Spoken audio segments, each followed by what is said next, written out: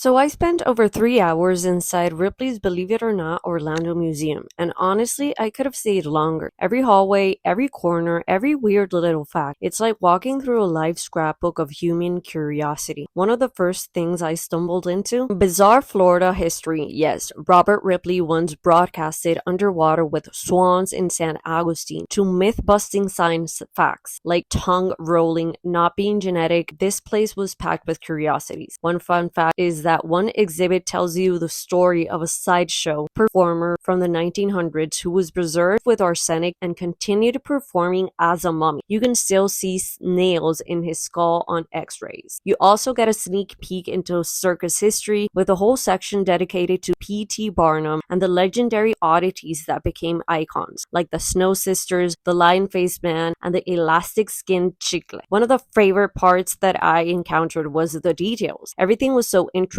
from a fish made of bicycle parts to a tramp art jewelry box carved from old cigar containers, to also those handmade painted wooden eggs I encountered that arranged like fine art. Robert Waldlaw, the world's tallest man, standing at 8 foot 11 inches. I mean, look at this, my whole head barely made it past his hip. Then came a surprise twist: space facts. I learned about NASA's Artemis missions, which will return humans to the moon for the first time since Apollo. Fun fact was that Artemis and Apollo were twin siblings in Greek mythology. Fitting, right? Also, this is the Princess Leia portrait, made entirely from keyboard keys, like over 20,000 individual pieces arranged by shade and shape. Yes, nerd heart was full. Ripley's doesn't just show you the strange, it teaches you the why. I saw a life-size figure of a Korean woman from Burma, famous for wearing stacked neck rings starting at age 5, and met Hammerhead, a man with one of the thickest skulls ever x-rayed, measuring 2 to 3 times thicker than average. Of course, I had to stop for selfies with the living legends, from the tattoo lizard man to the bendy contortionist in red sequins. Every figure had a real-life backstory that was somehow equal parts jaw-dropping and inspiring. Then the vortex tunnel. The only place where standing still somehow makes you feel like you're falling sideways into another dimension. Trippy, mesmerizing, and totally fun. Ripley's is one of those places where you laugh, learn, and leave with way more questions than answers, but in the best way. So if you're ever in Orlando and want something offbeat, colorful, and weird in the best way, Ripley's is 100% worth the visit, believe it or not.